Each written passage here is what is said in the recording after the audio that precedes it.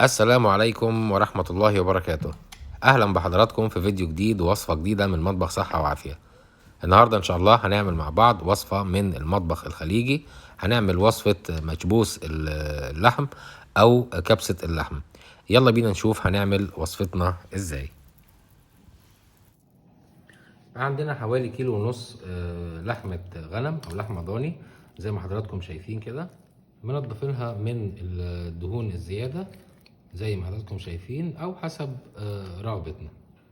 على كل حال هي هتكون بالشكل ده ملبسة شوية. في حلة كبيرة زي ما حضراتكم شايفين كده تستوعب كمية اللحمة اللي احنا هنعملها. هنسخن الحلة بتاعتنا على نار لحد ما عالية، وهنضيف الزيت بتاعنا حوالي 3 معالق كبار. اول الزيت بتاعنا ما يسخن هنبدأ نضيف البهارات الجافة. عندنا قطعتين او 3 صغيرين من القرفة العواد. عندنا كمان حوالي 3 أو 4 حبات من اليانسون النجمي، هنكسرهم او نحطهم بحالهم بالشكل ده. واليانسون النجمي اساسي في وصفة الكبسة او المشبوس. عندنا كمان حوالي 8 أو 10 فصوص من المسمار أو القرنفل، وهنحط حوالي نص معلقة صغيرة من حبوب الفلفل الأسود الصحيح بالشكل ده. وعندنا حوالي 3 أو 4 ليمونات صغيرين من اللومي الأسود بالشكل ده، هنحطهم صحاح أو هنكسرهم بالشكل اللي حضراتكم شايفينه. وكمان عندنا الحبهان او الهيل، هنحط حوالي 6 أو 8 فصوص.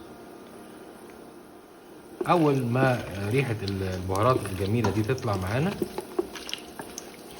هنضيف البصل بتاعنا حوالي بصلة كبيرة متقطعة بالشكل اللي حضراتكم شايفينه ده، وهنديلهم تقريبة مع بعض ونهدي النار نخليها متوسطة. وكمان هنضيف بعد البصل حوالي 2 معلقتين كبار من الثوم اللي متقطع قطع صغيرة بالشكل ده او الثوم المفروم. اول ما هنحس ان البصلة بدأت تدبل معانا وتنزل المية بتاعتها هنضيف الجزر المبشور، حوالي كوباية من البصل المبشور، تقريبا ربع معلقة من الكركم. ما نكترش الكركم قوي عشان ما يغيرش طعم الوصفة بتاعتنا. هنقلب الكلام ده كده مع بعض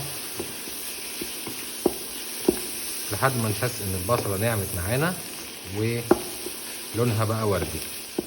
زي ما حضراتكم شايفين الزيت بدأ يطلع معانا على الوش بالشكل ده. هنضيف تقريبا معلقة من معجون الطماطم، معلقة واحدة ما نكترش، وهنستمر في التقليب بالشكل ده لحد ما تندمج الطماطم مع البصل وبقية البهارات بالشكل اللي انتوا شايفين. في المرحلة دي هنبدأ نضيف اللحمة بتاعتنا ونديها تشويحة.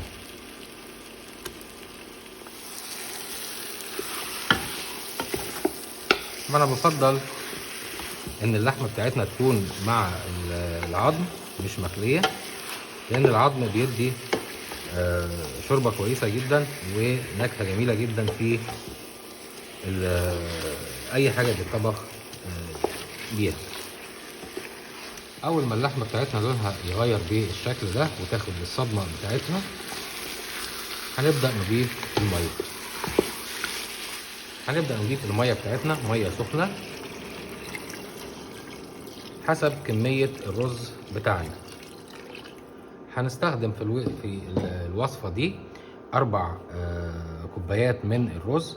كل كوباية هتاخد كوباية ونص من المية.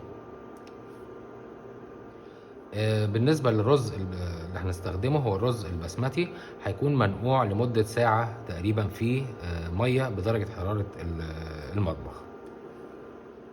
وهنعمل حساب ان في لحمة وبصل وشغلات تانية، لذلك هنزود عيار المية بمقدار كوباية او كوباية الا ربع. يعني احنا هنخلي اللحمة تغلي في المية، فالمية دي بطبيعة الحال هتقل وهتتبخر، فهنزيد المقدار الصغير ده عشان ما يأثرش على طبخ الرز. هنديها تقليبة بالشكل ده كده، وهنستنى عليها لما تبدأ تغلي، ونشوف الخطوة اللي بعد كده. مش هنحط الملح بتاعنا في الوقت ده، هنحط الملح بعدين قبل ما نحط الرز عشان ما يعطلش سوى اللحمة. هنغطي الحلة بتاعتنا بغطا عشان نسرع عملية التسوية. بعد تقريبا نص ساعة او ساعة الا ربع هنشوف اللحمة بتاعتنا.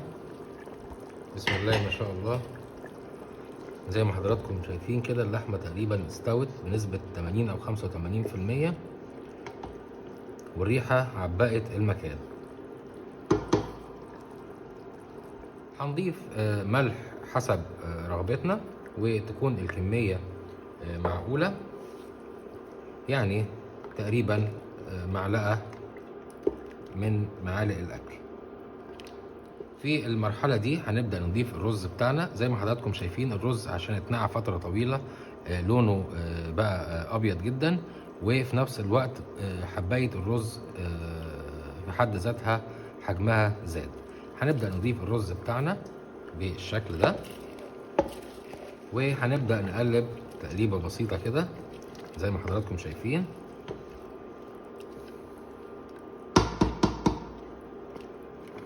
بالشكل ده، وهنبدأ نضيف الفلفل بتاعنا. طبعا اللي بيحب الفلفل او اللي بيحب الاكل الحريف او الحار يقدر يضيف الفلفل ده مع البصلة وهي بتتحمر، وهيبقى الطبخة بتاعتنا حارة. اذا مش مستحب يبقى هنضيفه في المرحلة دي، وان شاء الله هتكون حرارة الطبخة بتاعتنا وسط وهتاخد ريحة الفلفل الحار. هنضيف كمان الفلفل الحلو الاخضر والاحمر بالشكل ده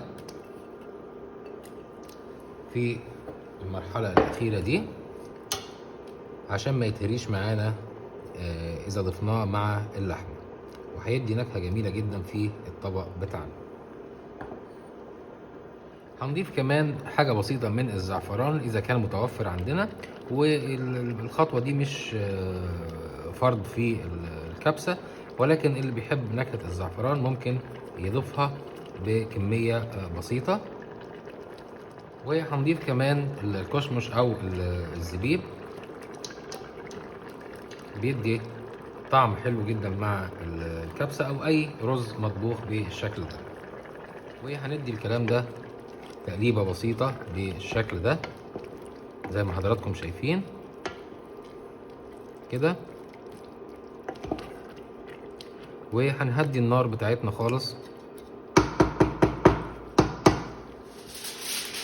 وهنغطي الحلة بتاعتنا بورق الألمونيا بالطريقة دي، ونخلي القفلة محكمة جدا.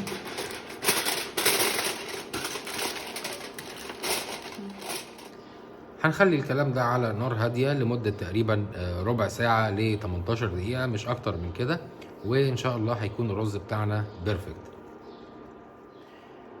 قبل ما نطفي النار على الحلة بتاعتنا بحوالي 5 أو 6 دقايق هنعمل فتحة بالشوكة بالشكل ده، فتحة بسيطة علشان لو في أي مية زيادة هتتبخر وتطلع من الفتحات دي، وهيبقى الرز بتاعنا إن شاء الله مظبوط 100%. بعد ال10 دقايق هنشيل الغطا بتاعنا، وادي الرز بتاعنا ما شاء الله كل حاجة استوت براحتها. هناخد اللحمة على جنب ونبدأ نغرف الرز. وادي الرز بتاعنا الحمد لله مفيش حاجة لزقت ومفيش حاجة عجنت. هنغرف الرز ما شاء الله. ريحة الرز متشبعة بالبهارات وباللحمة، ريحة اللحمة زي ما حضراتكم شايفين ما شاء الله، ولا حاجة اتحرقت ولا حاجة لزقت، والرز بتاعنا زي الفل. بسم الله الرحمن الرحيم ما شاء الله. ادي اللحمة بتاعتنا زي ما انتم شايفين دايبة ومتفصلة عن العظم. وكده تكون وصفة النهاردة خلصت على خير، وإن شاء الله تكون الوصفة عجبت حضراتكم وتقدروا تنفذوها في البيت، وتقولوا لي على رأيكم إن شاء الله في قسم التعليقات. وبإذن الله بنتقابل في فيديو جديد ووصفة جديدة، والسلام عليكم ورحمة الله